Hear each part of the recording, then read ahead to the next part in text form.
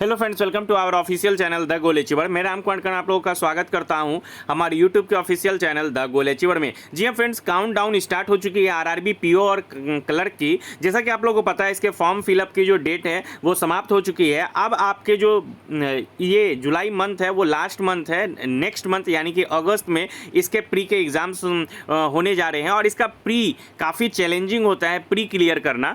जैसा कि बहुत सारे स्टूडेंट जो न्यू बिगनर्स हैं, जो इस बार पहली बार एग्जाम्स दे रहे हैं, उनके लिए ये वीडियो काफ़ी हेल्पफुल रहेगा। इसमें कौन कौन से टॉपिक पे आपको ज़्यादा वर्क करना है और किस तरह वर्क करना है वो भी मैं बताऊंगा, ताकि आप जो लास्ट मंथ को काफ़ी अच्छे से यूटिलाइज कर पाएँ और आप जो है इसके प्रीलिम्स को क्रैक कर पाएँ। सबसे पहले मैं आरआरबी पीओ और कलर की बात करूँ, मैं कलर की बात करूं तो दोनों में जो क्वेश्चंस हैं वो 80 क्वेश्चंस देखने को मिलते हैं और कंपोजिट आवर 45 मिनट्स का देखने को मिलता है। कलर किसी भी एग्ज़ाम्स को क्रैक करने से पहले आपको उस एग्ज़ाम में का पेपर किस तरह पूछा जा रहा है, कौन कौन से सेक्शन से किस तरह के क्वेश्चंस पूछे जा रहे हैं, ये जानना जरूरी है। और पेपर हमसे चाहता क्या है वो भी हम लोगों को समझने की आवश्यकता है। कलर की अगर मैं बात करूं तो 80 क्वेश्चंस में आपको जो कटअप है बहुत सारे स्टेट के 75 प्लस भी जाते हैं। इवन मैंने बहुत सारे सालों में देखा है कि 78 79 भी बहुत सारे स्टेट के कटअप गए हैं आउट ऑफ 80।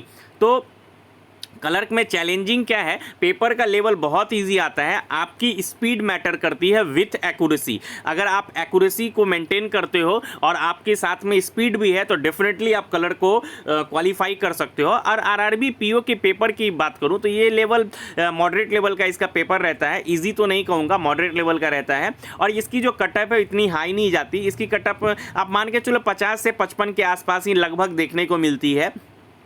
इवन बहुत सारे ईयर तो पेपर का लेवल इतना हाई चला गया था कि 45 46 भी देखने को मिली है। यहाँ के 2019 मुझे याद है जब इसकी जो कटअप है वो बिहार में स्पेशली 45 46 के आसपास देखने को मिली थी।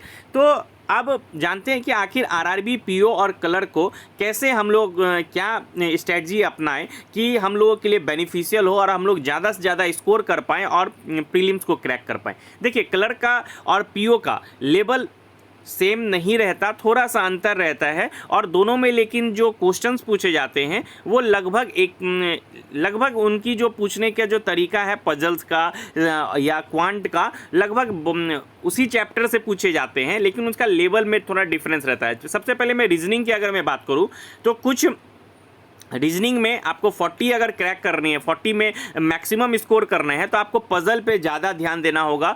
पजल पे आपको ज़्यादा प्रैक्टिस करना होगा, पजल और सिटिंग अरेंजमेंट पे। ये आपके यही हैं जो आपको मार्क्स बढ़ा सकते हैं बहुत सारा। और मेरा कहना है कि आप किसी भी पजल पे जाकर अगर आप स्ट्रक कर जाते हैं तो उस पर ज़्यादा टाइम ना दें, आप आगे बढ़ जाएं। तो कुछ मैं बता दूं कि पजल में आप किन किन सेक्शन पे ज़्यादा ध्यान दें। सबसे पहले तो मैं बताऊं कि आपको floor based puzzle, box based puzzle, month based puzzle, uncertain people से रिलेटेड पजल्स आजकल पूछे जा रहे हैं। सर्कुलर अरेंजमेंट में इन और आउट फेस किया हुआ जनरली 6 या 8 पीपल्स ही पूछते हैं। स्क्वायर बेस्ड पजल पूछा जाता है इन और आउट के सेंस में। क्लर्क में आपको मैक्सिमम टाइम जो है इन में ही मिलेगा कि सभी लोग केंद्र की ओर बैठे हुए हैं। पीओ में इन और आउट मिल सकता है। रेक्टेंगुलर बेस्ड आयताकार आपको पूछा जा सकता है। पैरेलल रो, दो समांतर 5-5 लोग बैठे हुए हैं एक दूसरे के सामने, कुछ दक्षिण की ओर है कुछ उत्तर की ओर है। इस तरह के क्वेश्चंस आपको देखने को मिलते हैं। हाँ, लेवल ऑफ जो एग्ज़ाम है, लेवल ऑफ पेपर जो है, ये इस तरह के जो क्वेश्चंस हैं वो थोड़ा पीओ में इसके अच्छे लेवल आपको देखने को मिलेंगे। मंथ बेस्ड पजल जो है डेफिनेटली आजकल पूछा जा रहा है। अनसर्टेन पीपल जो है बहुत ज़्यादा पूछा जा रहा है। तो आपको करना क्या है आपको, और इसके अलावा सैलोगिज्म, इनइक्वालिटी, ब्लड रिलेशन, इन सब टॉपिक और जो मिसलेनियस है, कोडिंग डिकोडिंग, इन सब चीज़ों पे ध्यान देना। सबसे पहले आपको करना क्या है, मैंने उन सभी टॉपिक को लिया है जिस पे बच्चे ज़्यादा फंसते हैं और जिनमें प्रैक्टिस की ज़्यादा ज़रूरत है। आप रोज़ कम से कम 2 मॉक लगाओ, एक कलर की और एक पीओ की। आपको दो टाइम में आप लगाओ। सबसे पहले आप एक कलर की मॉक लगाइए,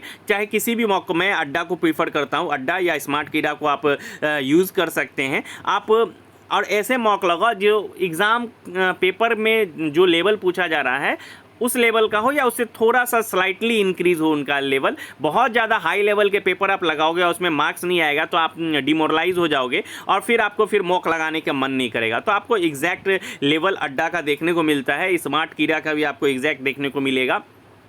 तो आप इन सभी के मॉक ले सकते हो। और मैं बताना चाहूँगा कि आप क्या करो, सबसे पहले मॉक लगाओ और फिर उसमें जो भी टॉपिक्स आपके गलत हो रहे हैं, चाहे जैसे साइलोगिज्म हुआ तो उसके वीडियोस देखो किस तरह के क्वेश्चंस आपके गलत हो रहे हैं। और पजल्स, अगर आप कोई पजल्स है जो आप नहीं बना पा रहे हो तो क्यों नहीं बना पा रहे हो, तो उसके कम से कम आप 5 से 10 सेट रोज़ लगाओ। इसके लिए आप बेस्ट 1000 पजल जो है अंकुश लांबा का, वो भी प्रीफर कर सकते हो। उनके PDF आपको जनरली देखने को मिल जाएंगे, आप उससे भी बना सकते हो। तो आपको इन सभी टॉपिक पे जनरली ज़्यादा आपको फोकस करना है, आपको ज़्यादा प्रैक्टिस करनी है floor based, box based, month based puzzle की, अनसर्टेन पीपल्स की।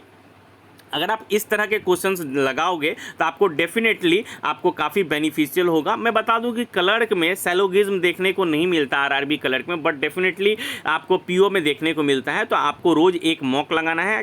अगर आप क्लर्क का लगाते हो सुबह, और फिर तो शाम में पीओ का लगाओ, फिर एक बार एनालाइज करो, फिर जो जो टॉपिक आपके वीक आ रहे हैं, जो जो गलतियाँ हो रही है, उसके वीडियोज़ देखो यूट्यूब पर। और ज़्यादा टाइम आप यूट्यूब वीडियोज़ पर ना दो कि आप उसको देख रहे हैं, तो उस पर आपको ज़्यादा टाइम नहीं देना, आपको मॉक एनालाइज ज़्यादा करना है। तो उस पर आपको ध्यान देने की ज़रूरत है। आप उसको एनालाइज कीजिए, फिर उन टॉपिक से रिलेटेड आप क्वेश्चन सॉल्व कीजिए, और फिर रोज़ कम से कम 5 सेट आप पजल का जरूर लगाइए। एक फ्लोर बेस्ड पजल हो, बॉक्स बेस्ड पजल हो, मंथ बेस्ड पजल हो, या किसी दिन फ्लोर बेस्ड पजल के आपने 5 सेट लगा लिए, फिर next day box based puzzle, ये मॉक के अलावा मैं बोल रहा हूँ, फिर मंथ बेस्ड पजल के लगा लिए।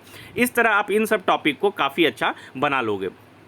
ब्लड रिलेशन के रिगार्डिंग में बताना चाहूँगा, बहुत बच्चे के क्वेश्चंस इसमें काफ़ी गलत होते हैं। जब sister in law, brother in law वाले क्वेश्चंस आ जाते हैं, तो इसके भी आप मैक्सिमम नंबर ऑफ क्वेश्चंस जो हैं इसके सॉल्व जरूर कीजिए, ताकि आपकी एक्यूरेसी बनी रहे। और मैं बताना चाहूँगा, अगर आप ज़्यादा प्रैक्टिस करेंगे तो आपके क्लर्क में एक फ्लो में आपके 40 और 40 क्वेश्चंस बन सकते हैं। और बहुत सारे क्वेश्चंस जैसा कि आप जब मॉक लगाओगे तो आपको देखने को मिल जाएगा, कोडिंग डिकोडिंग के, चाइनीज़ कोडिंग पीओ में पूछे जाएंगे, क्लर्क में काफ़ी कम चांसेस हैं। और आपको इसके दाएँ कितने, एक लाइन में अल्फ़ाबेटिक अरेंजमेंट दिया, अल्फ़ा न्यूमरिक सीरीज़ दिया हुआ रहेगा, उससे फिर पूछे जाएंगे। तो इन सभी चीज़ों का आप प्रैक्टिस कीजिए, आपके रेगुलर बेसिस पे आप उसके मॉक लगाइए, ये काफ़ी बेनिफिशियल होगा।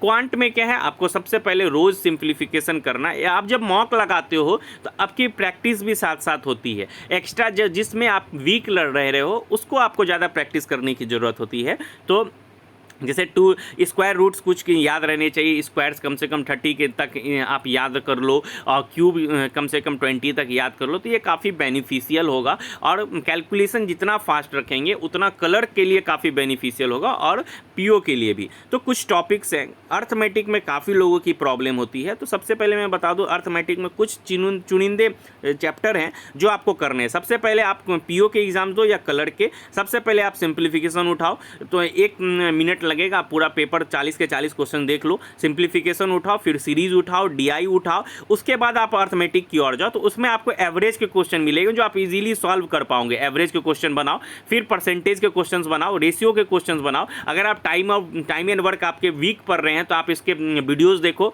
जो भी टीचर्स के आपके समझ में आते हैं, चाहे कौशिक मोहंती हो, चाहे विवेक सर हो ऑलिव बोर्ड के, चाहे आशीष अरोड़ा हो, जिनके भी आपको सेशन अच्छे लगते हैं, आप उनके सेशंस देखो और उससे ज़्यादा प्रैक्टिस करो। आप एवरेज आपको क्या करना है, आप जब भी आप एक क्या करो, इस मंथ में आप रोज़ मॉक देना है सुबह और शाम। आप जो भी गलत हो रहा है उसको एनालाइज करके बनाना है। उसके बाद फिर हर रोज़ जो है, हर 2 से 3 दिन का टारगेट रखें कि आपको एक चैप्टर जो अर्थमेटिक है उसको कंप्लीट करना है। जैसे एवरेज है तो 3 दिन के अंदर ख़त्म करेंगे। कोई भी आपके बेसिक बुक ले लीजिए, RS अग्रवाल या कोई भी, आप उसको बनाइए, चाहे महेश शर्मा हो, चाहे RS अग्रवाल हो, आप उसको बनाइए 3 दिन में। फिर 3 दिन में परसेंटेज को दीजिए, फिर 3 दिन रेशियो को दीजिए, फिर टाइम एंड वर्क अगर आप कर लेते हो तो 5 सिस्टम्स भी हो जाते हैं, as, profit loss, SICI, boat and stream, mensuration. अब मेंसुरेशंस के क्वेश्चंस आप कभी स्किप मत कीजिए। आप इसके अगर फॉर्मूला बेस्ड मैक्सिमम क्वेश्चन पूछे जाते हैं तो आप इसको, इस चैप्टर को बनाइए।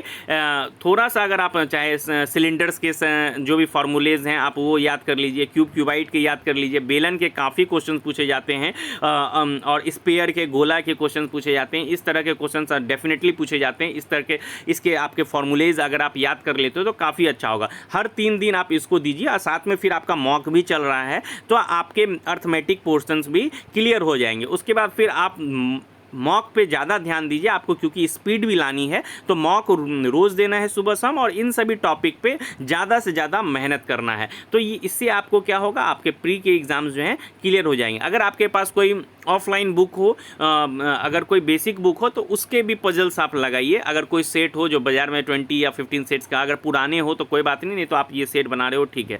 आप नहीं तो आप पजल्स के लिए डेफिनेटली क्या कीजिए, अंकुश लांबा सर की 1000 वाले पजल्स आप उससे प्रैक्टिस कर सकते हो। और मैथ्स के लिए आप अर्थमेटिक, आप जो भी जैसे चैप्टर आप एवरेज अगर आज पढ़ रहे हो, अगर उससे RS अग्रवाल के सारे क्वेश्चंस बना लिए तो गूगल में सिंपली टाइप कीजिए कि average questions for banking exams, उसके बहुत सारे क्वेश्चन साइट्स दिए रहेंगे, उसको फिर आप सॉल्व कीजिए। इससे आपके प्रैक्टिस ज़्यादा से ज़्यादा हो पाएंगे। तो ये आपकी लास्ट 1 मंथ की स्ट्रेटजी क्या होनी चाहिए, रोज़ सुबह शाम मॉक देनी है, जो भी टॉपिक गलत हो रहे हैं उसको सॉल्व करना है, उसको फिर किस तरह सॉल्व किया जाता है उसको समझना है। अगर ज़्यादा प्रॉब्लम है तो उससे रिलेटेड वीडियोस देखने हैं, और फिर उससे ज़्यादा से ज़्यादा क्वेश्चन सॉल्व करने, और रोज़ कम से कम 5 से 6 पजल्स बनाने हैं, ताकि पजल्स में हम लोग फंसे ना, स्टक ना करें, और ज़्यादा से ज़्यादा प्रैक्टिस कर पाएँ। तो इससे क्या होगा, आप इंक्रीज़ कर पाएंगे आपके मार्क्स, आपके मॉक भी रेगुलर इंक्रीज़ होंगे। और आप जब भी रोज़ मॉक्स दो तो आप एक कॉपी में अपने नंबर ज़रूर लिखें, ताकि और फिर देखें कि नेक्स्ट मॉक में आपके नंबर इंक्रीज़ हो रहे हैं या नहीं, और जो गलतियाँ आपने प्रीवियस मॉक में की वो फिर अगले मॉक में भी वही गलतियाँ कर रहे हैं या आप उसको दोहरा रहे हैं। तो इन सब चीज़ों का ध्यान रखें, इन सब चीज़ों से फिर सुधार करके आप डेफिनेटली अच्छे मार्क्स गेन कर पाएंगे। और कोई भी डाउट हो तो हमारे कमेंट बॉक्स में जरूर ड्रॉप करें। Thank you for watching, keep watching our videos.